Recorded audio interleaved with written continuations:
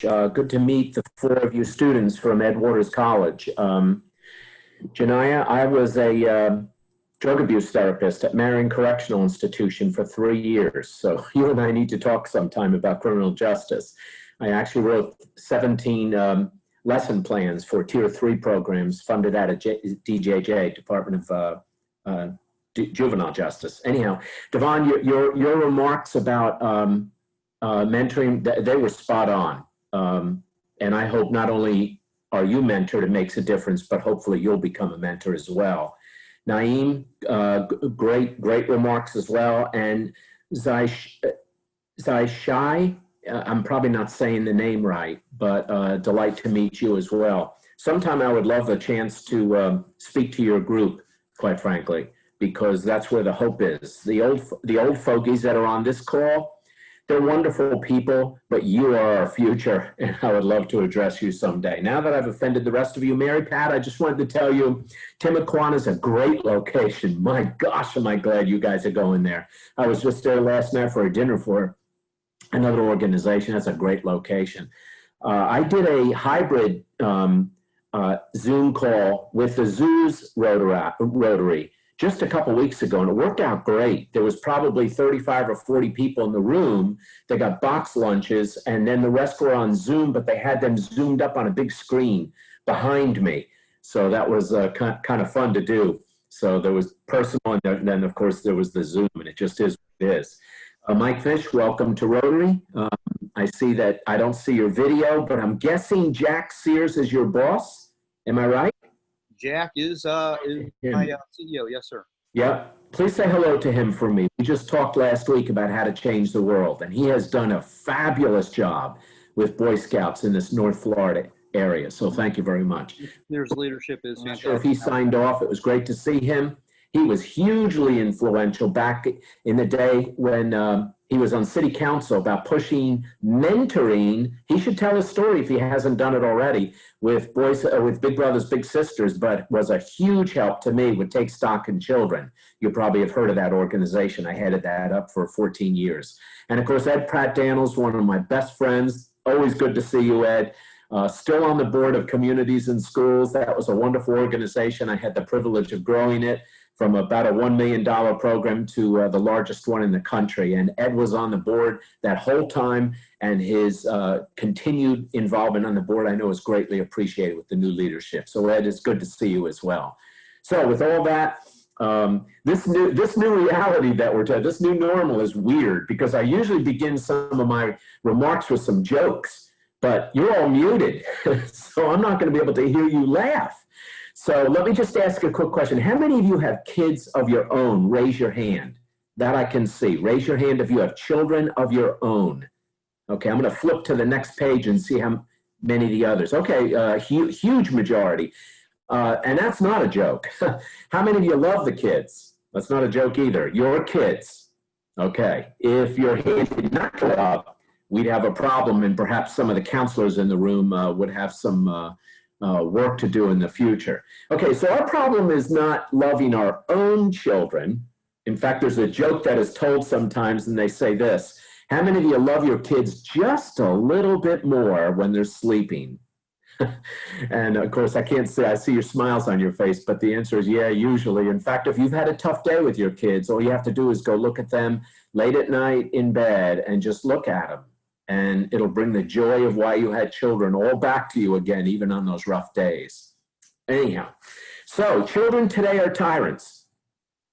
I'll start that over again. Children today are tyrants. They gobble their food, they tyrannize their teachers, and they contradict their parents. I'm not original with that. Does anybody here know who said that? Raise your hand and you should unmute and tell me. Well, okay, I don't see anybody, so it was Socrates, 2,450 years ago said that.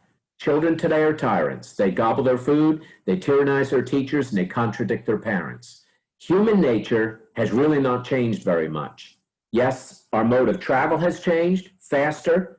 Our mode of communication, broader, wider, faster. But human nature really hasn't changed. We live in different kinds of houses now, but human nature really hasn't changed. And if we really believe that, and I call that the believement gap, we talk about an achievement gap in the field of education, but there's a believement gap where we're believing the wrong things about children, and I'll get into that in a second and why I started Elevate, that if we crush that believement gap down, we're going to catapult more of these kids into success. So let me just talk a little bit. Some of you know me. I sent a real long bio in. I noticed nobody read it because it is filled with amazing information about how qualified I am, all the wonderful things I've done, the labels and titles and degrees. But I'm here to tell you that I think that the most important thing is not titles, but testimony. Not labels, but legacy. And not degrees, but temperature. I'll let that one sink in a little bit. Not degrees behind your name, but temperature in your heart for the kind of work that you do. We call it passion sometimes. Some people have wondered, you know, I'm not in my 20s anymore. I know that shocks some of you right now. But I will tell you that I haven't lost my new believer fever for this kind of work, working with kids. So after I had 15 years with the communities and schools and then take stock in children, and then I went to the city with the Jacksonville Children's Commission. No, that's not the same exact organization as the KHA, the Kids Hope Alliance, that you've read in the paper the last few days. It was the predecessor to that. I left in early 18 and it was recreated as the Kids Hope Alliance, and the rest is history. However, I had a wonderful time there. We had a budget of $38 million and we gave it to some fantastic nonprofit organization, not some, all of them we gave to, did a fantastic job, whether it was mental health services, early learning, whether it was after school programs called Team Up, no matter what it was, those nonprofits, they work really hard. In fact, if I may be so bold, they do really tough work with really tough kids in really tough neighborhoods. Their work and the work of Elevate that I'm going to introduce you to, and the work of Elevate, it's very tough. It's not for the puny soul. It's not for the weak-kneed. It is, you go in there knowing this is not going to be very, very easy. And for those of you who've done this kind of work, you know exactly what I'm talking about. It is really tough work with really tough kids in really tough communities. And so why start another nonprofit? I have often said that with 240-something child-serving nonprofits in this city alone, that was counted by the DuPont Foundation, I believe, a number of years ago. I felt like, well, we don't need another one. But when I left the Jacksonville Children's Commission, I resigned, and the administration asked me to stay for an additional 6 months to help create the philosophy of the Kids Hope Alliance. It went very well, but I did leave. I really wanted to do something else. And I was thinking, what is the next step for me? And somebody called me in another Elevate that had been around for 11 years and said, John, have you ever heard of this? She used to work for me here in Jacksonville. Said, I've never heard of Elevate, ever heard of Elevate. And no, we don't want another nonprofit in the city of Jacksonville. And so somebody called me from Denver, and it had been there for 37 years. And I said, are you kidding? I said, my son lives in Denver. This gives me an excuse to go see him, which I did. And I went to visit the Elevate program there, and ladies and gentlemen, I was blown away. And I was blown away because of the simplicity of the model. It is so simple to describe, which I'm going to do in a second. So simple to describe and so effective in its approach that it really, I was like, wow, nobody else is doing this in Jacksonville. I wasn't looking to start a nonprofit that competed with other nonprofits that were already doing good work, because I had a history of funding them. There was no purpose in that. And so when this came to my attention, I said, okay, I'm going to really seriously look into this. And so what this is simply this. Elevate Jacksonville. You see the logo behind me. You see some 4 characteristics. I'll talk about that in a second. You see a chart with 7 areas that we deal with kids, high school kids, and elementary and middle, but primarily high school. And it's basically this. We hire teachers. They're not hired by the school system. We hire them. We pay for them. They're full-time teachers. They have a classroom in the high schools. Right now at Rains and Ribault, they have a classroom in the high schools. They show up when the teachers show up. They actually stay after school to do small group mentoring when school is over. That's what we do. We hire them. What do? They teach Elevate curriculum. The Elevate curriculum is a character ed curriculum. You say, oh, those soft skills. Really? You can learn science, math, social studies, and English. And if you don't have what we often call the soft skills, you're not going to make it anywhere. Not in the military, not in a trade school, not in college. Those 13 skills, I'm going to read them. Caring, courage, integrity, leadership, responsibility, vision, goal setting, decision making, communication, and problem solving. Now, to those of you in Rotary, they're probably common qualities to you. That's how you made it where you are. But they're not common qualities to many of the students we're dealing with. Not at all. And for those of you in the field of education, you clearly know what I'm talking about. They're not. They're not the soft skills. They're the harder skills. And what I discovered about Elevate was this is an elective that high school kids take. An elective meaning that they can get a credit for it, an elective credit that goes toward graduation. It is not a waste of their time to be in our class. So we hire teachers that teach Elevate 850 lesson plans, all approved by the Department of Education. In fact, in most every state in the nation, all approved by the Departments of Education. It has a course code, and the students get an elective credit for it. So it's win, win, win. Win for the school system. They don't have to pay for the teachers. Win for the students because they don't lose their time being in our class, and win for the community because the kids are being taught the skills that will help them become a smashing success. That's the simplicity of the model. Full-time teachers, we pay for them. They're put in the schools. That's where they work. Right now, I've got 5 of them working in 2 schools. We have now a goal of adding 3 more this coming year, a couple more to the existing schools, and then opening up an additional school. We even have a charter school that's very, very, very interested in us coming in. And so it's a very, very simple thing. No one else is doing this. Some have said, how do you differ from Teach for America? Well, Teach for America teaches one of the 4 basics, and that is your English, science, social studies, and math courses. Plus, they traditionally only stay 2 years. We want our teachers to stay a long time because our mission is building long-term, life-changing relationships with urban youth. Building long-term, that's not 2 years, life-changing relationships with urban youth. We want to follow these kids all the way up and then back down again. What does that mean? We actually are going to this year dip down to the middle school, but uniquely what our students do, once they're in our classes for at least 2 months and they've learned the process, they've learned a couple of the character skills, those 13 I referred to before. Once they've learned them, once a week, we bring them to an elementary school, the students, high school students, and they teach what they're learning. Now, you know that by tomorrow, you will remember 5% of what I'm saying today. But if you got to teach what I'm saying today, you could learn up to 90%, some researchers say. So while we're teaching the kids who are getting an elective, when we bring them to an elementary school, first of all, they're a role model. Many of them have never been that to a younger person.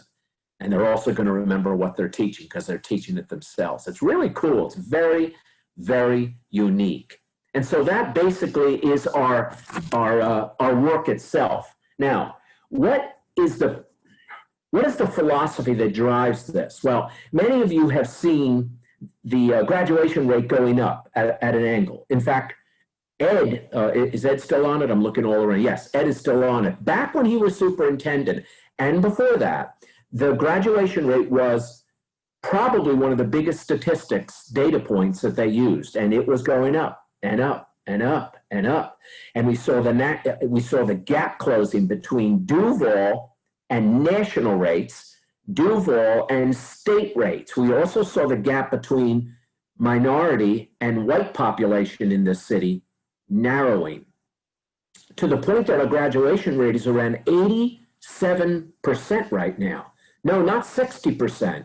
You'll sometimes hear some nonprofits exaggerate the resume and say, oh, we're reaching kids, making a difference in the 60%. It's not 60% anymore. It's up to 88%. So then you ask yourself, well, how did that happen, especially during the recession of 08 to 13? 2008 to 2013. Poverty went up. There were schools in Mandarin that went from 17% free and reduced lunch rate up to 40. Now, did the graduation rate, because the poverty was going up, did that affect the graduation rate? No. In fact, the graduation rate kept going at the same trajectory as the poverty rate. Bizarre. It blew out some theories that poverty is our worst enemy. Now, I'm not here to tell you that poverty doesn't affect it, but it's not our worst enemy. In fact, if you don't mind me making an analogy, if you have ever seen Adam Sandler's movie, I think it's Happy Gilmore, where he was a hockey player. And when you hold a hockey stick, you hold it like you hold a baseball bat. But he had to become a golfer. And he had to compete in a golf tournament. If you remember that crazy, funny movie, he had to win so that his grandmother didn't lose her house. That was the storyline. But embedded in that storyline is a pretty interesting concept of what we call muscle memory. And if any of you have ever played golf, the weirdest thing about golf is when they tell you to interlock your fingers like that and then grab the club. It's very strange. Now, once you've done it over and over and over again, you all know where I'm going with this. Then it's strange if you didn't hold your golf club that way. We call that muscle memory. We have students that have wrong muscle memory. That's affected by poverty, but it's also affected by a lot of other variables. Opportunity gaps, achievement gaps, poverty. But the biggest enemy of ours is not those things. Yeah, we're working on them. It's muscle memory. So what do the 13 characteristics that we deal with do? They ask the kids to practice what's uncomfortable over and over and over again until it becomes comfortable. Practice the unnatural until over and over and over again until it becomes natural. If you ever want to see the classroom, I'd love to show you a classroom. Now, because of COVID, I can only bring in 2 at a time. But we just had some guests last week. We got a few coming in this coming week. It's a very simple concept. Just have the kids practice communication, proper communication over and over and over again till that becomes their habit. That becomes their muscle memory. Then no matter how poor or rich they are, because remember, ladies and gentlemen, the Columbines and the Sandy Hooks and all those mass shootings, they did not happen in the poor areas of our cities.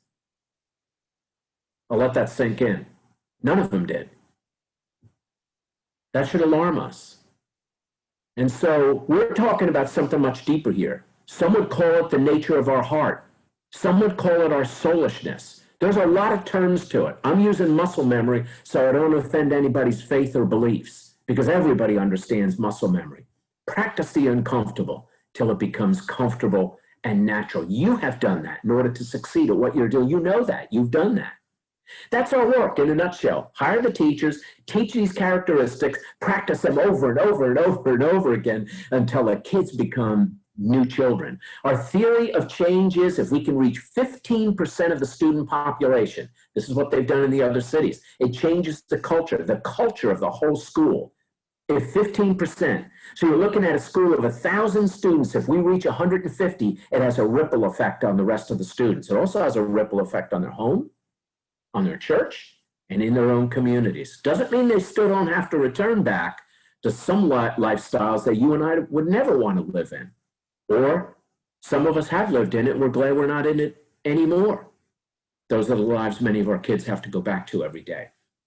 Real tough work with real tough kids in real tough schools. Now, it's 1:21. I don't want to abuse your time, so I want to save a few minutes. The students that we're dealing with, when I talk about closing the believement gap, I believe they're resilient. Now, a lot of people are using that term these days, but this is what I mean by it. I spoke at Terry Parker a number of 2, 3, 4 years ago. Anyhow, I was in front of the whole auditorium and I asked for a basketball. What I did was I asked who got the basketball for me to take some air out of it so I could illustrate what I was going to say to the students. And I took the basketball, I had a kid come up who could spin it, and I did some illustration about the equator and the North and South Pole and how the Earth is a screaming testimony that we're all on the move, whether we want to be or not. But then I said, okay, young man, dribble the ball. And he pushed the ball down and plopped. Because I took air out of it, it plopped down and didn't bounce back up. I think you know where I'm going with this.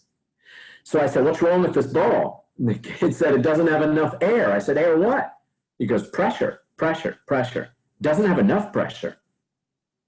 That's almost contradictory to what we're doing to our students these days. Doesn't have enough pressure, and it won't bounce back. So when it's pushed down, it won't bounce back. When it's pushed down harder, it won't bounce back higher. And that's what our kids are really made for. They're very resilient, and they are being pushed down, and they'll bounce back. And when we push, or society pushes them down harder, they will bounce back higher. And for those who are sitting in the room, I probably would label myself more of a conservative than a liberal, which is pretty odd in the nonprofit world. I don't promise equal outcome. I only provide equal opportunities. So here's my last statement, and then I'll take questions. Many people often come to me and they say, well, John, the only issue is they need to pull themselves up by their own bootstraps. And I say, some of these kids don't even have boots. I was born in Athens, Greece. I don't know who my mother is. I don't know who my father is.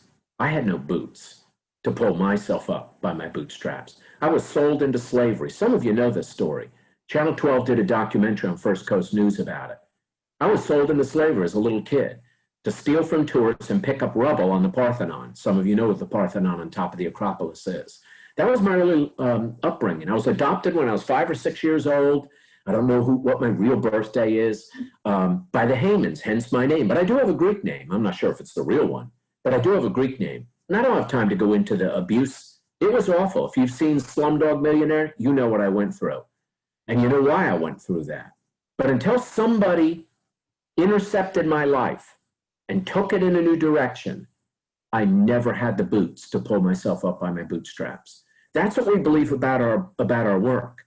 It's not providing success for the kids. It's providing the opportunities for them to make the right choices, learn the right muscle memory, and then if they desire to be a success, they will be. If they desire not to be, that's out of our hands. Personal choice, free will, volition is out of our hands. So if we could name one teacher, each one of us as Rotarians, one teacher that made a massive positive difference in our life. For me, it was Miss Allers. She taught me to read. I couldn't read till 3rd grade. I wanted to marry that lady. She was so nice to me. My 2nd grade teacher was not. And I remember her too, Miss Schmalzried. But my 3rd grade teacher was the one I remember the most. I bet you remember one. But we ought to be able to remember 12 or 13, one for every year. We ought to be. And so I hire people that eventually these students will look back and say, it was that teacher that made a massive positive difference in my life. And that's who you and I are. So anyhow, that's my talk about Elevate. I'd love to take some questions if that's okay, Mary Pat. Thank you. That was absolutely incredible, as always. And I can't even speak because I want you to take questions and inspire our club more. Okay, thank you. Appreciate it. Question? Pat, this is Ed. Could I just make a comment? I've met some of the teachers with Elevate, and John's right. They're really tremendous, high quality individuals that I would love to have in any classroom. And I work with a couple of other organizations that work at Rains and Revault, and Elevate has done an excellent job of partnering with those organizations. So we're operating in different lanes, but it's a collaborative process. So we're all on the same superhighway going, doing our own part. And I just want to commend John for getting this organization off the ground and the great work it's doing, and look forward to the future with him. Thank you, Ed. We do partner with great organizations like Young Life, Communities and Schools. There's 2 full-time CIS, Communities and Schools folks at Rains and Revault. We partner with them. We couldn't do it alone. No one gets there alone. You didn't, I didn't. No one gets there alone. Thank you. It's good to see you. I see you joined late. Thank you. Hey, oh, sorry. Go ahead, Devin. Okay. Please. Yeah, I just want to say that was a really great talk. That was really insightful. So Tim was the person who actually invited like us Rotary actors to your club. I mean, to this club meeting. And one of our main reasons as to why we wanted to come here is to hear about your Elevate program. And we actually we talked about like we were hoping that we could like maybe have some kind of partnership with like our club and like your organization where like some of our members could like work as mentors for young high school students to like kind of like mentor them along like with whatever steps they're trying to go into next. And so I guess I'm just like wondering like how exactly could we go about doing something like that? Like will we have to go through like a screening process, or I guess like I want to like get more of the details about that aspect of it all. Yeah, we would love to partner with you. The process takes 14 months. I'm just kidding. I'm joking. We don't at all. We would love to have Edgewater students come and speak to our kids and tell them what did it take to get from high school to college. They need to hear that because some of them have no vision, and they have, where there is no vision, the people perish. So if you would go on my website, you'll see an email at the bottom. The website is Elevate Jacksonville, no dash or dot or an elevatejacksonville.org, elevatejacksonville.org. And please email us. I'll get that email, by the way. I think it's info@elevatejacksonville.org. And we'll put something together. We'll meet somewhere and talk about it, okay? But the answer is yes, we would love to have that. Okay, cool. Thank you so much. Thank you. Good